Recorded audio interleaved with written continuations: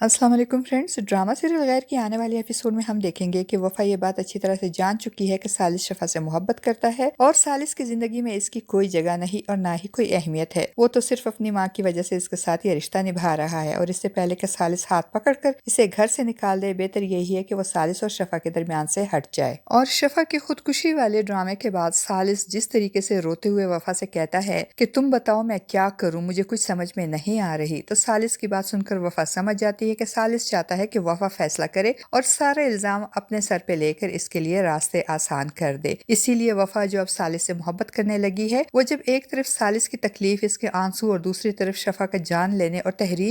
تحریم کی باتوں سے اتنی پریشرائز ہو جائے گی کہ وہ سارا الزام اپنے سر لے کر اپنے آپ کو سب کے سامنے بے شرم، بد کردار اور ولن بنا کر سالس سے خلا لینے کا فیصلہ کر لے گی اور سب کے سامنے ڈٹ کر کھڑی ہو جائے گی اور صرف سالس اور شفا کو خوش کرنے کے لیے وہ خاندان کے سب لوگوں کو ناراض کر دے گی۔ فرینڈز، جیسا کہ ہم نے گزشتہ ایپیسوڈ میں دیکھا کہ وفا اپنی تہذیب پھوپھو کو اعتماد میں لیے بغیر، ان کو بتائے بغیر کھانے کی ٹیبل پہ ایک دھماکہ کرتی ہے اور کہہ دیتی ہے کہ سالس سے شادی کرنا اس کی ایک غلطی تھی اور وہ سالس کے ساتھ رہنا نہیں چاہتی، اسے سالس سے خلا چاہیے۔ وفا کی بات سن کر سب پہ حیرتوں کے پہاڑ ٹوٹ پڑتے ہیں، سب وفا کا منہ دیکھنے لگ جاتے ہیں اور وفا کے باپ عثمان کو بہت غصہ آتا ہے اور وہ وفا سے پوچھتا ہے کہ وہ عشق اور محبت جس کی خاطر تم نے سارے خاندان کی عزت خاک میں ملائی تھی، اس کا کیا ہوا؟ تو وفا کہتی ہے عشق ہی تو تھا، ختم ہو گیا۔ وفا کی بات سن کر جہاں سب حیران ہوتے ہیں، وہاں تحریم اور شفا بہت خوش ہوتی ہیں، بلکہ تحریم تو خوب نمک مرچ لگا کر وفا پہ طنز کرتے ہوئے کہتی ہے ایسی لڑکیوں کے عشق بھی مختصر ہوتے ہیں اور محبت بھی، اچھا ہے یہ سالس کی زندگی سے نکل جائے ورنہ اس کو بھی برباد کر دے گی۔ تہذیب بیچاری کبھی وفا کو روکتی ہے اور کبھی تحریم کو، مگر نہ تو وفا اس کے کہنے پہ رکتی ہے اور نہ ہی تحریم۔ تب مجبوراً تہذیب کو کھانا ادھورا چھوڑ کر وفا کو ساتھ لے کر گھر جانا پڑتا ہے اور وفا کا باپ عثمان بھی تہذیب کو کہتا ہے اچھا ہے آپا، آپ اسے اپنے گھر لے جائیں، اگر یہ پھر بھی اپنے شوہر کے ساتھ نہ رہنا چاہے تو اسے کسی دارالامان یا یتیم خانے میں چھوڑ دینا، یہاں دوبارہ اس گھر میں اسے لانے کی ضرورت نہیں۔ دادی بیچاری پریشان ہو جاتی ہیں اور عثمان غصے میں کہتا ہے کہ اگر یہ واپس یہاں آئی تو میں اس کی جان لے لوں گا۔ جہانگیر پھوپھا بھی وفا پہ بہت ناراض ہوتے ہیں، وفا کے اس اچانک اور حتمی فیصلے پہ، مگر وفا یہاں بھی سچ بتائے بغیر سارا الزام اپنے سر لے لیتی ہے۔ وہ نہ تو شفا اور سالس کی محبت کا ذکر کرتی ہے اور نہ ہی سالس، تحریم اور شفا کے اس پریشر کا جو وہ کبھی اپنے الفاظ سے، کبھی اپنے طرز عمل سے اور کبھی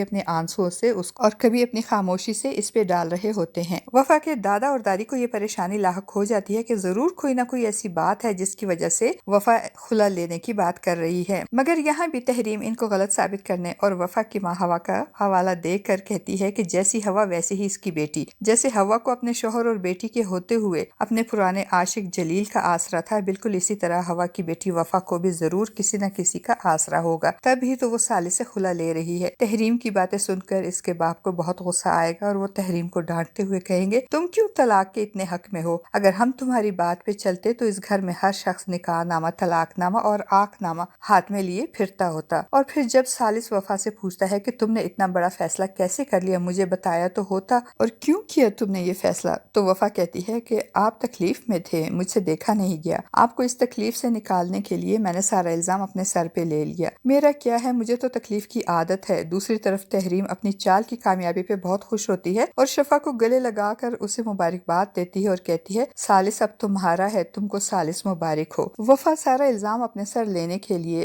جہانگیر صاحب کے ساتھ بھی بہت روڈ ہو جاتی ہے اور تہذیب پھوپھو کو بھی بتا دیتی ہے کہ میں ضمیر کے ہاتھوں پریشرائز ہو گئی ہوں۔ حقیقت تو یہی ہے کہ شفا سالس اور سالس شفا سے بہت محبت کرتا ہے، شفا سب کے لیے اہم ہے جبکہ میں کسی کے لیے اہم نہیں، میں ایک انوانٹڈ انسان ہوں اپنے شوہر کی زندگی میں، اور اس سے پہلے کہ سالس مجھے ہاتھ پکڑ کر اپنی زندگی سے نکال دے، بہتر یہی ہے کہ میں خود اس کی زندگی سے بہت دور چلی جاؤں۔ غیر کی آنے والی ایپیسوڈ میں ہم دیکھیں گے کہ وفا خود سب کی نظروں میں بری بن جائے گی مگر سالس پہ آنچ نہیں آنے دے گی، سب اس کو سمجھانے کی کوشش کریں گے مگر وفا اپنے فیصلے پہ ڈٹی رہے گی اور یہاں تک کہہ دے گی کہ اب میرا سالس سے دل بھر گیا ہے، مجھے نہیں رہنا اس کے ساتھ۔ یہ بات سن کر تو سب کی توپوں کا رخ وفا کی طرف ہو جائے گا۔ اس کا باپ عثمان یہ کہہ کر اس کے منہ پر الفاظ کا تمانچہ مارے گا کہ شریف عورت کا دل اپنے شوہر سے نہیں بھرتا، दादा भी वफा की बातों से बहुत नाराज होंगे और कहेंगे कि वफा ने तो हमें कहीं मुंह दिखाने लायक ही नहीं छोड़ा, जबकि वफा की बातों से दादी का ब्लड प्रेशर भी हाई हो जाएगा और इनकी तबीयत काफी खराब हो जाएगी।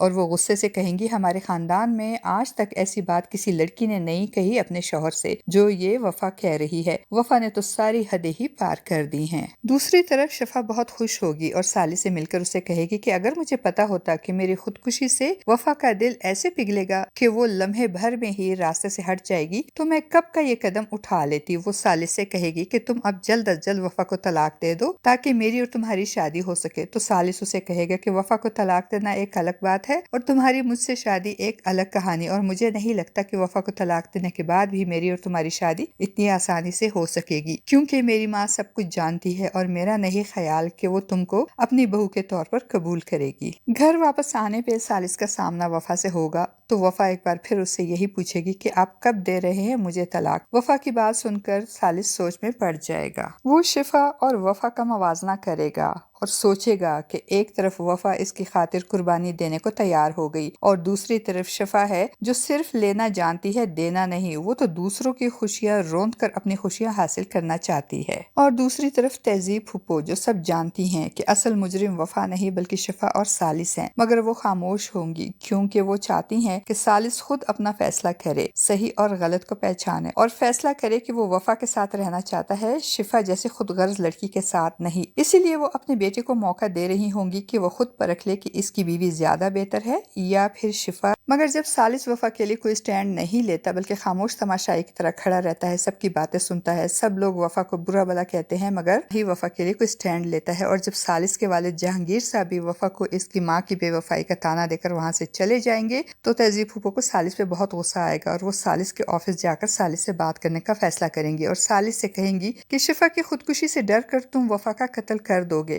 तुमने सोचा है कि तलाक लेने के बाद वफा कहाँ जाएगी और इसके घर वाले इसे कबूल करने को तैयार नहीं, क्या वो दारुल अमान में रहेगी? और तुम खुद सोचो, क्या वफा के साथ इतनी बड़ी ज्यादती करने के बाद तुम शिफा से शादी करके खुश रह सकोगे? अपनी माँ की बातें सुनकर सालिस मजीद सोच में पड़ जाएगा, क्योंकि एक तरफ वफा की बेलौस वफा और इसके लिए कुर्बानी और दूसरी तरफ शिफा की इससे मोहब्बत। फ्रेंड्स, आपको क्या लगता है क्या होगा सालिस का फैसला? क्या वो वफा को तलाक देकर शिफा जैसी खुदगर्ज लड़की के साथ शादी कर लेगा या शिफा की मोहब्बत को छोड़कर वफा के साथ अपनी शादी निभाएगा? अपनी कीमती राय का इजहार कमेंट बॉक्स में जरूर कीजिएगा।